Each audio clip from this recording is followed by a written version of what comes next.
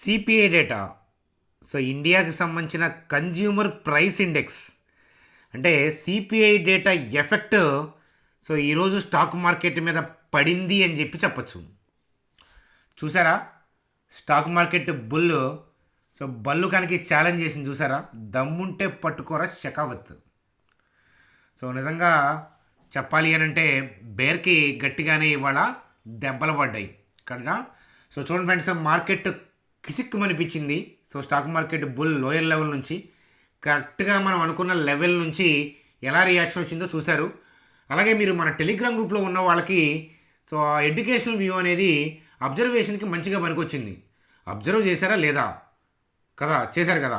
అలాగే ఈ వీడియోలో ఫర్దర్గా మార్కెట్లో ఏం జరగబోతుంది, అలాగే మ్యాజ్గాన్ స్టాక్కు సంబంధించిన నెగిటివ్ న్యూస్ అప్డేట్ ఏంటి, హెచ్ఏఎల్కి సంబంధించిన న్యూస్ అప్డేట్ ఏంటి, అలంబిక్ ఫార్మా కామెంట్స్లో ఎక్కువగా అలంబిక్ ఫార్మా గురించి అడుగుతున్నారు. మరొకసారి ఆ స్టాక్ని రివ్యూ చేద్దాం. అలాగే రిలయన్స్లో ట్రేడింగ్ పాయింట్ ఆఫ్ వ్యూలో అబ్జర్వ్ చేయడానికి స్వింగ్ ఆపర్చునిటీ ఉంది. సో అదేంటో చూద్దాం. అలాగే బజాజ్ ఆటోకి సంబంధించిన అప్డేటు, భారతీ ఎయిర్టెల్కి రంతలా ర్యాలీ రావడానికి సపోర్ట్ చేసిన న్యూస్ అప్డేట్ ఏంటి, ఓవరాల్గా నిఫ్టీ బ్యాంక్ నిఫ్టీ యొక్క కథాగమనం ఏంటి, ఈ విషయాలు చూస్తూ సింపుల్గా వీడియోని ఎండ్ చేద్దాం. చూడండి ఫ్రెండ్స్, వీడియోలోకి వెళ్ళే ముందు సో మన ఛానల్ వీడియోని లైక్ చేయడం అనేది మన జన్మ హక్కు. కాబట్టి వీడియోని లైక్ చేసి కంటిన్యూ చేద్దాం. కొత్తగా వాచ్ చేస్తున్న వాళ్ళకి నేను సబ్స్క్రైబ్ చేయమని నేను చెప్పను. ఎందుకంటే వెనక్కి వెళ్ళి 2-3 వీడియోస్ చూస్తే కనుక మన లెవెల్స్ మన ఎక్స్ప్లెనేషన్ అవి నచ్చి ఆటోమేటిక్గా మీరే మీ అంతా సబ్స్క్రైబ్ చేస్తారు. అయితే సబ్స్క్రైబ్ చేసేటప్పుడు బెల్ ఐకాన్ క్లిక్ చేయడం మర్చిపోవద్దు. చూడండి ఫ్రెండ్స్, స్క్రీన్ మీద నిఫ్టీ యొక్క చార్ట్ చూస్తున్నాము. సో టైం 2:45 అయింది నేను రికార్డింగ్ స్టార్ట్ చేసినప్పుడు. అరౌండ్ అంటే ఇంకా 45 మినిట్స్ ఉంది మార్కెట్ క్లోజ్ అవడానికి. సో అలాగే మీలో చాలామంది బిగినర్స్కి తెలియకపోవచ్చు, 3 to 3:30 అనేది లాస్ట్ హాఫ్ అన్ అవర్ అనేది డైలీ జరిగే ట్రేడింగ్ ఏదైతే ఉంటుందో ఆ రేంజ్, దానికి యావరేజ్ ప్రైజ్నే మార్కెట్ క్లోజింగ్ ప్రైస్ అవుతుంది. అంటే మార్కెట్ ఎంత క్లోజ్ అవుతుంది అని అంటే చాలామంది 3:30కి ఎంత ఉందో, 3:30కి నిఫ్టీ ఎక్కడ ఉందో అక్కడ క్లోజ్ అవుతుందని అనుకుంటారు. కాదు, 3 to 3:30 నిఫ్టీ యొక్క రేంజ్ని యావరేజ్ చేసి ఆ యావరేజ్ వాల్యూని మార్కెట్ క్లోజింగ్లో వేస్తారనమాట అది. సో అట్లాగే ఈ పర్టికులర్ లెవెల్ గురించి బౌన్స్ అనేది బయటగా వాచ్ చేస్తున్న వాళ్ళకి, మన ఛానల్ కొత్త వ్యూవర్స్కి, సబ్స్క్రైబర్స్ కాని వాళ్ళకి ఆశ్చర్యాన్ని కలిగిస్తుందేమో తెలియదు, కానీ మనకైతే కనుక సో ఏమాత్రం సర్ప్రైజ్ కాదు. ఎందుకనంటే మన చాణక్య స్టాక్ ట్రేడర్స్లో మీరు చూస్తే కనుక లాస్ట్ 2-3 వీడియోస్లో కూడా మనం డిస్కస్ చేసిన లెవెల్ ఏంటి అని అంటే మార్కెట్ యొక్క బ్రాడ్ వ్యూ పైకే, కానీ మనం డిప్ కోసం వెయిట్ చేస్తే స్ట్రాంగ్ ర్యాలీ వస్తుంది అని ఎక్స్ప్లెనేషన్ ఇస్తాను. 24,287, 23,969 ఒక్కసారి వెనక్కి వెళ్ళి కొత్త వాళ్ళు వెరిఫై చేయండి. అదే లెవెల్ మనం డ్రా చేసింది. సో అట్లాగే ఏంటంటే సో మన ఛానల్ టెలిగ్రామ్ గ్రూప్లో ఉన్న వాళ్ళు కూడా నేనంటే మార్నింగ్ అలర్ట్ అనేది ఇవ్వడం అనేది జరిగింది. మార్నింగ్ వీడియో బైట్ ద్వారా అలర్ట్ చేశాను. మార్కెట్ అప్పుడు హైయర్ లెవెల్లో ఉంది, డిప్ అవుతుంది 24,425. కాబట్టి ఏంటంటే ఈ పర్టికులర్ లెవెల్ మీకు అక్కడ వీడియోలో బయటలో ఉంది కూడా, లెవెల్ కూడా అదే. ఆ ఎక్స్ప్లెనేషన్ మీరు చూసే ఉంటారు. చూడండి, కొత్తగా సబ్స్క్రైబ్ చేసిన వాళ్ళు ఏం చేస్తారంటే ఇమీడియట్గా మీరు ఇంకా టెలిగ్రామ్ గ్రూప్లో లేకపోతే ఏంటంటే మీరు చూస్తున్న వీడియో కింద డిస్క్రిప్షన్లో టెలిగ్రామ్ లింక్ ఉంది, అర్థమవుతుందా? సో టెలిగ్రామ్ లింక్లో మీరు జాయిన్ అవ్వచ్చు అనమాట. సో టెలిగ్రామ్ గ్రూప్లో మీరు జాయిన్ అవ్వచ్చు. ఒకసారి చూడండి అని చెప్తాను. ఫ్రెండ్స్, నిఫ్టీ గురించి దాని యొక్క గమనాన్ని అంచనా వేసే ముందు లాస్ట్ నైట్ మనకి సిపిఐ డేటా వచ్చింది. చూడండి, ఎస్టిమేట్స్తో కంపేర్ చేస్తే తగ్గింది. అలాగే ఏంటంటే మనం డే బిఫోర్ ఎస్టర్డే వీడియోలో మనం ఎస్టర్డే వీడియో చేయలేదు కదా మనం.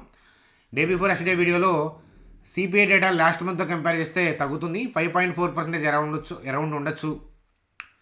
అంటే 5.4% ఎలా ఉండొచ్చు అనేది మన కంట్రీ సిపిఐ ప్రివ్యూ గురించి మాట్లాడుకున్నాం. యూఎస్ సిపిఐ డేటా ఎక్స్ప్లెయిన్ చేసి దాని గురించి మనం డిస్కస్ చేసాము. లాస్ట్ వీడియో ఎవరైతే మిస్ అయ్యారో ఎండ్ కార్డులో ఉంటుంది చూడండి. సో అట్లాగే ఏంటంటే లాస్ట్ మంత్తో కంపేర్ చేస్తే తగ్గటం శుభసూచకం. కానీ ఆర్బీఐ టార్గెట్కి ఇంకా రాలేదు. ఆర్బీఐ టార్గెట్కి ఇన్ఫ్లేషన్ వచ్చి 1 మంత్లో కాదు, 1 మంత్ కాదు, కన్సిక్యూటివ్గా 2 మంత్స్ అట్లా సిపిఐ కంట్రోల్లో ఉంటే, ఆర్బీఐ డిజైర్డ్ టార్గెట్ రేంజ్లో ఉంటే రేట్ కట్ గురించి కూడా ఆలోచించే అవకాశాలు ఉన్నాయి. సిఆర్ఆర్ కట్ చేయడం అనేది పాజిటివ్ అయితే, మనకి సిపిఐ డేటా కంట్రోల్కి వెళ్ళేలాగా కనిపించడం అనేది ఇంకొక పాజిటివ్ ఆస్పెక్ట్ అని చెప్పి చెప్తాను.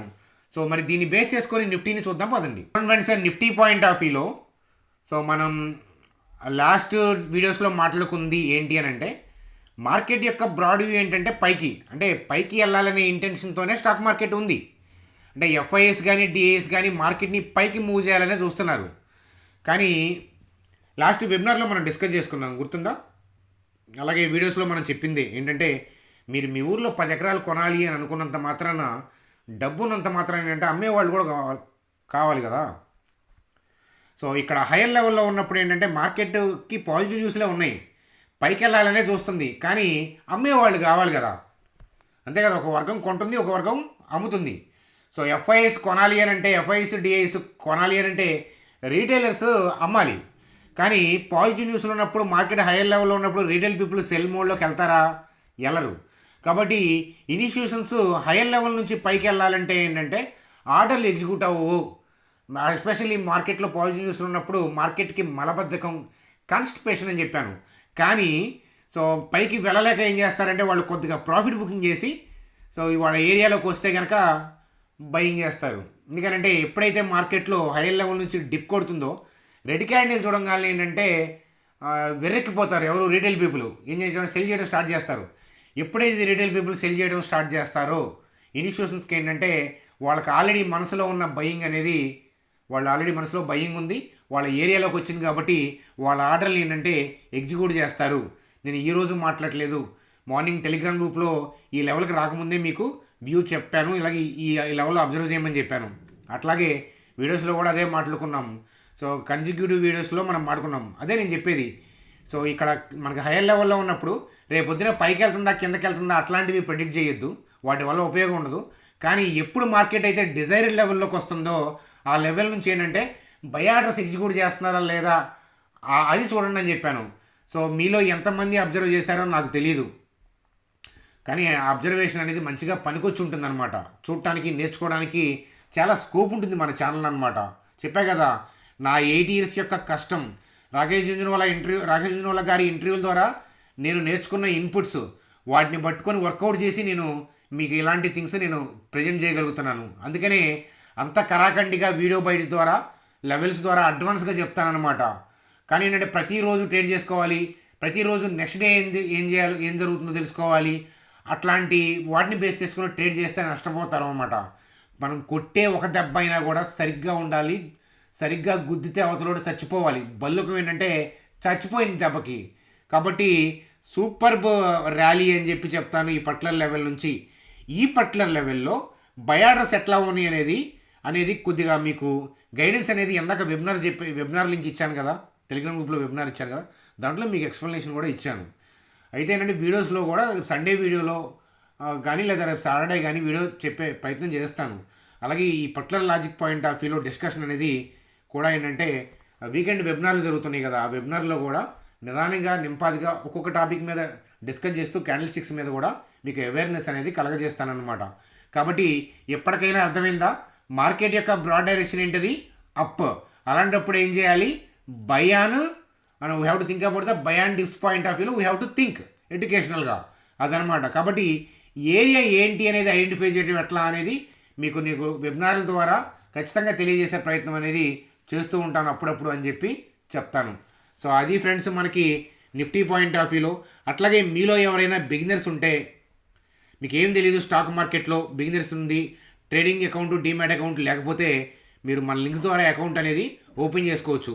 మీరు బిగినర్స్, మీకు ఏమీ తెలియదు అంటే కనుక సో మీకు క్యాండిల్ స్టిక్స్, మనీ మేనేజ్మెంట్ ఏంటి, అలాగే యాప్ పాయింట్ ఆఫ్ వ్యూలో అట్లాంటి గైడెన్స్ అనేది మన ఛానల్లో అదే అలాంటి గైడెన్స్ అనేది వెబినార్ల ద్వారా ఇవ్వడం అనేది జరుగుతుంది. కాబట్టి మీరు అకౌంట్ లేకపోతే కనుక, లేదా మీ ఫ్రెండ్స్కి కానీ ఫ్యామిలీ మెంబర్స్కి కానీ ఎవరికైనా అవసరం ఉంటే కనుక మన లింక్స్ ద్వారా అకౌంట్ ఓపెన్ చేస్తే, చూడండి ఫ్రెండ్స్, మన లింక్ ఇలా క్లిక్ చేస్తే మీరు ఇక్కడ మొబైల్ నెంబర్ ఎంటర్ చేసి కంటిన్యూ చేస్తే ఏంటంటే 10 minutesలో అకౌంట్ ఓపెన్ అయిపోతుంది. అకౌంట్ ఓపెన్ అయిపోయిన తర్వాత ఐడి క్రియేట్ అవుతుంది కదా, ఆ ఐడిని మా టీం నెంబర్కి వాట్సాప్ చేయండి. బిగినర్స్ అయితే కనుక మిమ్మల్ని గ్రూప్లో మీరు గ్రూప్లో యాడ్ చేస్తారు. మీ బిగినర్స్ అయితే మీకు చాలా బాగా హెల్ప్ఫుల్ అవుతాయి అనమాట. అది మనీ మేనేజ్మెంట్, క్యాండిల్ స్టిక్స్, ఇట్లాంటి రకరకాల టాపిక్స్ మీద చెప్తూ ఆ టాపిక్ అక్కడ చెప్తున్నప్పుడే మీ దగ్గర నుంచి ఇన్పుట్స్ తీసుకుంటాను, ఏ ఏ టాపిక్స్ కావాలి అని మీకు.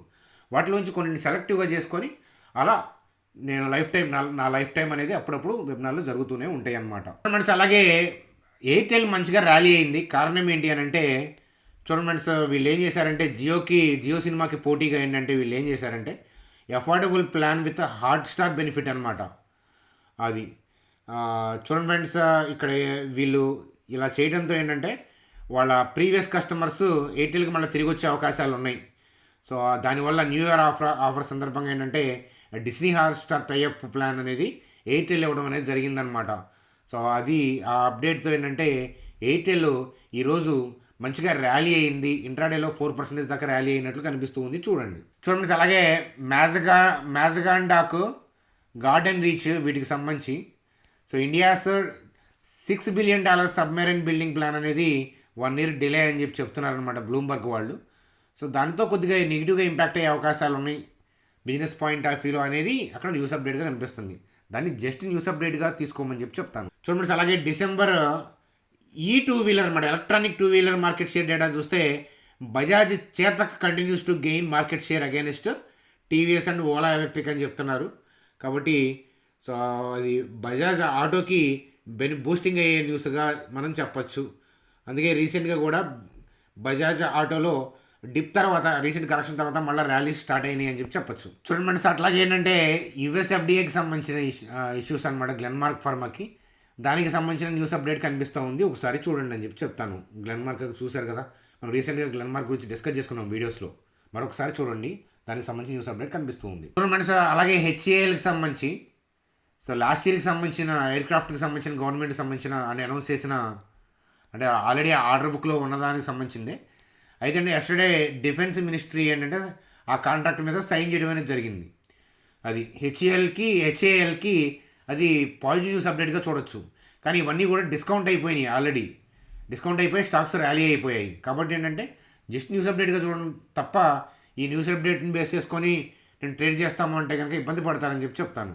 చూడండి మనసు అట్లాగే ఏంటంటే రిలయన్స్ స్వింగ్ పాయింట్ ఆఫ్ వ్యూలో వ్యూ చెప్పండి అని అడుగుతుంటారు కదా. స్వింగ్ పాయింట్ ఆఫ్ వ్యూలో రిలయన్స్లో మంచి లెవెల్ కనిపిస్తూ ఉంది. సో స్వింగ్ పాయింట్ ఆఫ్ వ్యూలో చూడండి, స్వింగ్ అంటే తెలుసు కదా, స్వింగ్ ట్రేడింగ్ అంటే తెలుసు కదా. ఆ observation education learning point of వ్యూలో చెప్తున్నాను. 1241 1216 దగ్గర ఈ లెవెల్ టచ్ అయింది. కాబట్టి ఏంటంటే ఈ లెవెల్ టచ్ అయిన దగ్గర ఆల్గారిథం యాక్టివేట్ అయిపోయింది. కాబట్టి ఇక్కడ నుంచి కమింగ్ డేస్లో ఏంటంటే 1364 ఆ పైకి వెళ్ళే అవకాశాలు ఉన్నాయి. ఎప్పుడు నిఫ్టీ యొక్క బ్రాడ్ వ్యూ అనేది అప్పు ఉన్నప్పుడు. ప్రస్తుతానికి అప్పే కదా, నిఫ్టీ 1 day పడిపోతే అది డౌన్ అయినట్లు కాదు. ఓవరాల్గా ఏదన్నా నెగిటివ్ ఫ్యాక్టర్ అనేది నిఫ్టీని ఓవరాల్గా డౌన్ సైడ్కి డ్రాగ్ చేసేలాగా ఉంటే అప్పుడు రిలయన్స్ యొక్క వ్యూని మార్చుకోవచ్చు. అన్లెస్ అంటిల్ ఏంటంటే 1364 అంతకన్నా ఎబవ్ అనేది రిలయన్స్ వెళ్ళేలాగా కనిపిస్తూ ఉంది. సో నేను మాట్లాడుతుంది స్వింగ్ పాయింట్ ఆఫ్ వ్యూలో, ట్రేడింగ్ పాయింట్ ఆఫ్ వ్యూలో, ఎడ్యుకేషన్ లెర్నింగ్ అనమాట. ఇన్వెస్ట్మెంట్ పాయింట్ ఆఫ్ వ్యూలో స్టడీ వ్యూ నేర్చుకోవడానికి రీసెంట్గా లెవెల్ ఇచ్చాను. సో కరెంట్ మార్కెట్ లెవెల్ కూడా investment point of view, study point of వ్యూలో కూడా లెవెల్ నేర్చుకోవడానికి కరెక్ట్గా ఉంది. అలాగే ట్రేడింగ్ పాయింట్ ఆఫ్ వ్యూలో, స్వింగ్ పాయింట్ ఆఫ్ వ్యూలో అబ్జర్వ్ చేద్దాం అనుకునే వాళ్ళకి కూడా ఈ లెవెల్ టచ్ అయింది అని చెప్తున్నాను, 1241 1216. కాబట్టి కమింగ్ డేస్లో 1364 అండ్ అబవ్ అనేది రిలయన్స్ వెళ్ళేలాగా కనిపిస్తూ ఉంది.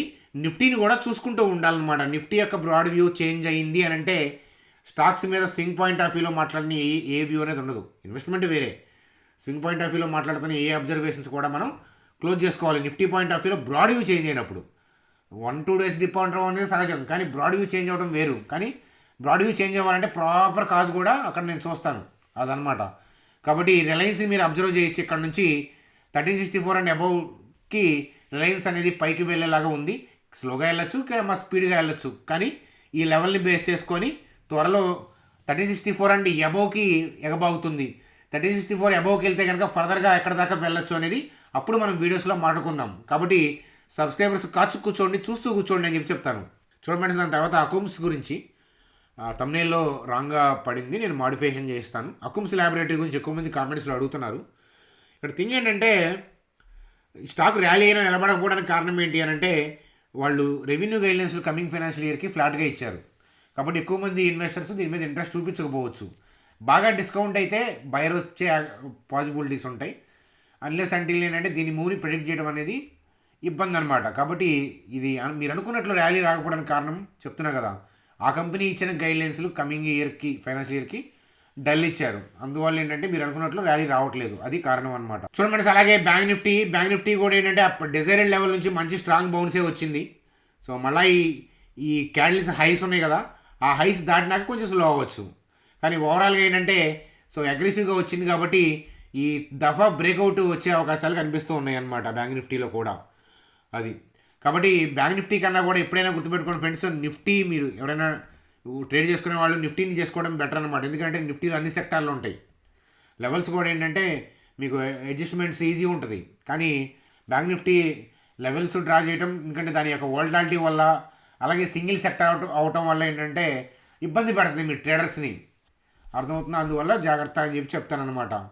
సో ఓవరాల్గా నేను వీడియో ఎండ్ చేసే టైంకి సుమారుగా 3:05 అయింది, ఇంకా 25 మినిట్స్ ఉంది మార్కెట్ అయితే శరవేగంగా దూసుకుపోతూ ఉందన్నమాట. అది సో అది చెప్పచ్చు. మంచిగా లెవెల్ వర్కౌట్ అయింది, చాలా హాయిగా ఉంది ఎడ్యుకేషన్ లెర్నింగ్ అని చెప్పి చెప్తాను.